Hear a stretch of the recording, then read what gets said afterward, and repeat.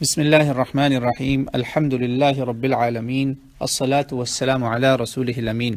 انشاءاللہ تعالی آج کا ہمارا فہم القرآن کا پہلا سورۃ البقرہ کا پیغام ہے۔ آج ہم سورۃ البقرہ سے آغاز کریں گے اور سورۃ البقرہ کے بارے میں ہم کچھ معلومات لیں گے، اس کے بارے میں کچھ فضائل، اس کی کچھ خصوصیات، ان پہ تھوڑی سی روشنی ڈالیں گے، اور انشاءاللہ تعالی آگے بھی جیسے جیسے ہم اس میں چلتے جائیں گے اس سورت میں ہم کوئی نہ کوئی آپ کو فضیلت، کوئی نہ کوئی انشاءاللہ معلومات اگر جو رہ جائیں گی آج، وہ بھی ساتھ ساتھ ملتی جائیں گی تاکہ بار بار ریمائنڈر، تذکرہ بھی ہوتا رہے۔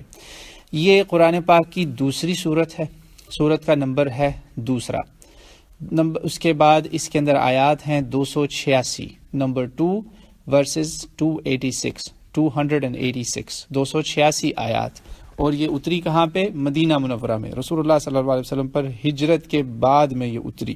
اب ایک فطری سوال دل میں آ سکتا ہے کہ سورۃ البقرہ جو ہے یہ اتری مدینہ منورہ میں، مگر قرآن میں یہ دوسرے نمبر پہ کیسے آ گئی؟ پہلی سورت مکی، دوسری سورت مدنی۔ یہ ذہن میں رکھیے گا، انشاءاللہ اس پہ باتیں بعد میں کریں گے، جب سورۃ البقرہ کا تھوڑا سا آغاز ہونے لگے گا نا تو انشاءاللہ اس پہ پھر ہم بات کریں گے۔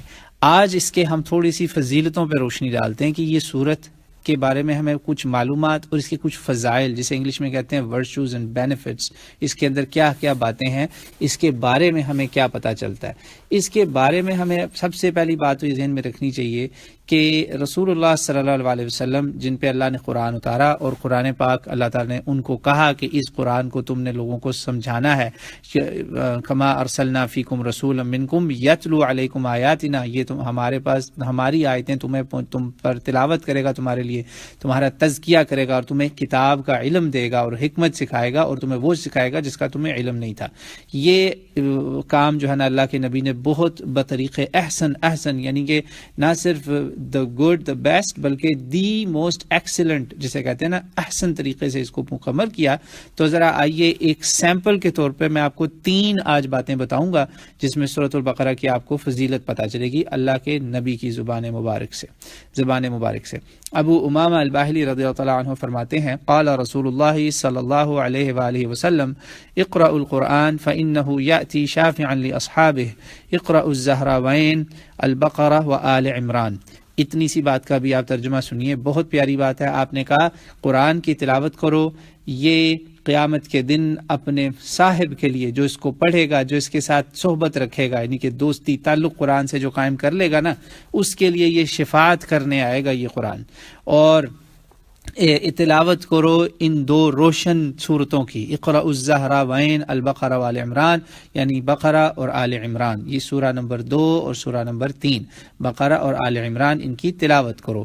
فإنہما یأتیان یوم القیامۃ کأنہما غمامتان او غیایتان او فرقان من طیر صواف تحاجان عن اہلہما او عن صاحبہما یوم القیامہ۔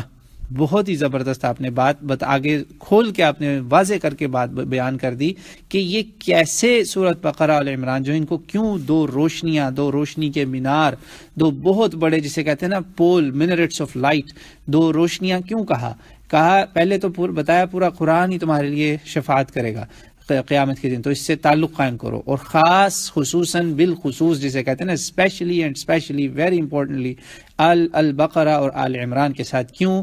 یہ 2 صورتیں قیامت کے دن بالکل بڑے بڑے بادلوں کی طرح، یا 2 بڑے بڑے سائے جو ہوتے ہیں نا، بگ شیڈز جسے کہتے ہیں، وہ شیڈ کی صورت میں، یا 2 بادلوں کے جھرمٹ جسے کہتے ہیں ان کی صورت میں، یا پرندوں کے جو 2 بڑے بڑے آتے ہیں نا جیسے جھنڈ، آسمان میں آپ دیکھیں نا وہ پورا ایسے کور ہو جاتا ہے آسمان، اس طرح یہ آئیں گے یہ صورتیں، ان کی آیتیں، اور یہ جو ان کو پڑھنے والا ہوگا، جو ان کا اہل ہوگا، یعنی کہ یہاں نوٹ کریں آپ نے لفظ پڑھنے کا نہیں لفظ بولا، آپ نے کہا ان کا صاحب جو ہوگا، صاحب صحبت، دوستی رکھنے والا، جو ان پہ عمل کرنے والا، ان کو پڑھنے والا، سمجھنے والا، اس کے لیے یہ جھگڑا کرے گی باقاعدہ۔ یہ آگے آ جائیں گی آیتیں، ان آیتوں کو اللہ پرندوں اور بادلوں کی شکل دے دے گا، یہ اللہ کے حکم سے ہی ہو رہا ہے نا سارا، اور یہ آئیں گی اور اس بندے کو اپنے حصار میں لے لیں گی اور حجت کریں گی، فرشتوں کے آگے بولیں گی کہ یہ بندہ اللہ کا کلام پڑھنے والا ہے، اس کو نہ دوزخ میں لے کے جانا، اور ایک طرح جسے کہتے ہیں نا ایک باڈی گارڈز کی طرح آپ کے اوپر سایہ بن کے چلیں گے۔ گی. اللہ اکبر.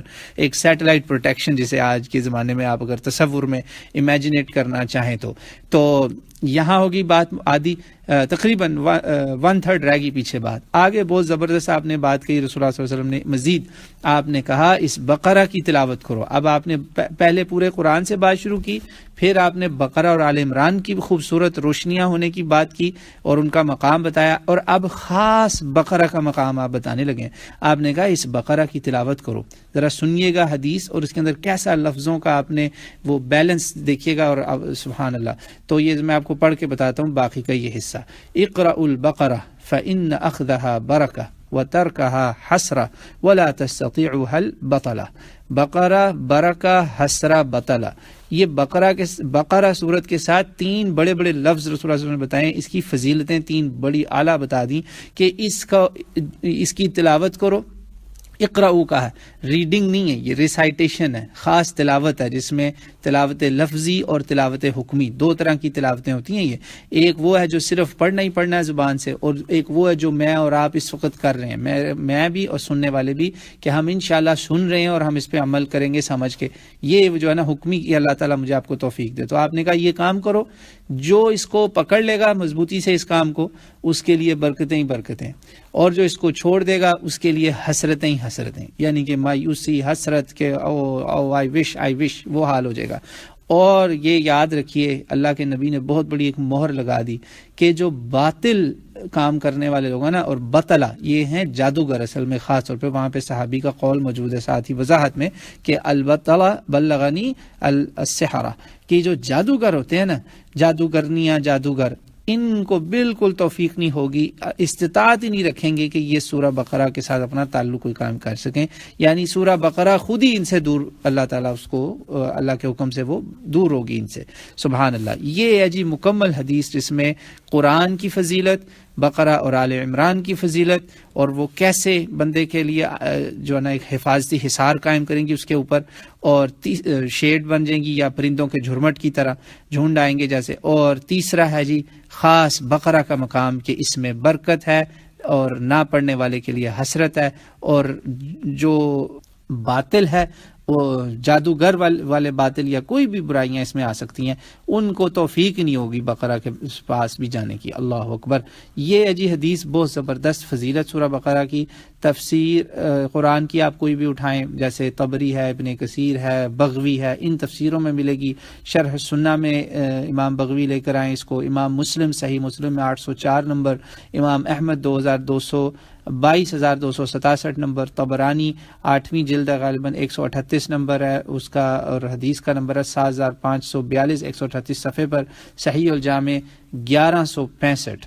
تو یہاں جو ہے نا آپ صلی اللہ علیہ وسلم نے اس کے علاوہ بھی ہمیں صحیح مسلم میں ایک اور بڑی زبردست بات کہی کہ یہ جو بقرہ ہے نا سورہ, اس کے بارے میں آپ نے کہا لا تجعلوا بیوتکم قبورا, اپنے گھروں کو قبرستان نہ بناؤ. لا تجعلوا بیوتکم مقابر, دوسرے الفاظ کہ مقبرے اور قبرستانوں کی حالت نہ دو, تلاوت کرو یعنی اس میں قرآن کی. کیوں؟ فإن البیت الذی تقرأ فیہ سورۃ البقرہ لا يدخلہ الشیطان, جس گھر میں سورۃ البقرہ پڑھی جائے گی, تلاوت ہوگی, وہاں شیطان داخل نہیں ہوگا. اور مسلم کے الفاظ ہیں ان الشیطان ينفر من البیت الذی تقرأ فیہ سورۃ البقرہ, جس گھر میں سورہ بقرہ کی تلاوت ہو گئی وہاں سے شیطان فرار ہو جائے گا, بھاگ جائے گا. یہ مسلم, احمد, ترمذی, نسائی کی جو کبرا امام نسائی کی سنن الکبرا, یہ سب جگہوں پہ یہ حدیث آئی ہے. یہ میں نے آپ کو بڑے بڑے جو اس کے ریفرنس دیے, امام مسلم اس کو لے کر آئے ہیں صحیح مسلم میں بھی, اور اس کا جو ہے نا 780 نمبر ہے مسلم میں, ادھر ہے مسلم کا 804 پچھلی حدیث کا انشاءاللہ. اور آخری میں آپ کو ایک بات ختم کرتا چلوں کہ آپ صلی اللہ علیہ وسلم نے سورہ بقرہ کا میں نے آپ کو بتا دیا, اب اس کے اندر بھی بڑے بڑے خزانے موجود ہیں. آخری ایک خزانہ آپ کو بتاؤں جس کو آپ ابھی سے عمل شروع کر دیں.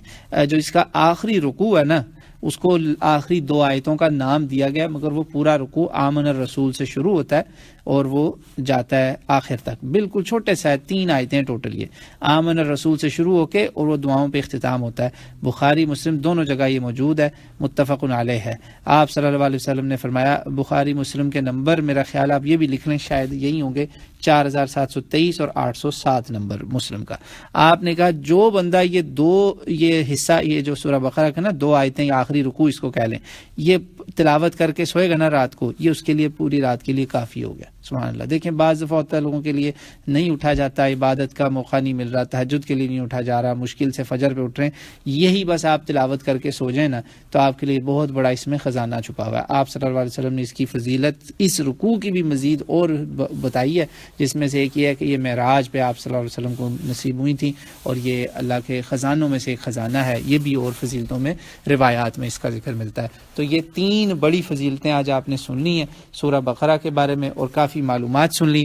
ایک تو وہ لمبی حدیث، پھر اس کے بعد آپ نے دیکھ لیا کہ شیطان بھاگ جائے گا، اس گھر میں ہی نہیں داخل ہوگا جہاں یہ پڑھی جائے گی، اور تیسری آخری 2 آیتوں کا اعلیٰ مقام، اور ایک کرنے کی بات سمجھیں، یہ کرنے کا کام ہے، چھوٹا کام ہے، آسان کام ہے، پوری بقرہ نہیں اگر کوئی پڑھ سکتا تو بس یہ آخری پڑھ کے سو جائے تو انشاءاللہ کام سیٹ ہو جائے گا۔ اور اس سورۃ البقرہ کی فضیلت کیا میں آپ کو بتاؤں، یہ تو وہ صورت ہے جس میں وہ آیت ہے جس سے بڑی کوئی آیت ہی نہیں ہے، جس سے عظمت والی کوئی آیت ہی نہیں ہے قرآن میں۔ جی ہاں، آیت الکرسی والی صورت بھی سورۃ البقرہ ہی ہے، 255 آیت نمبر۔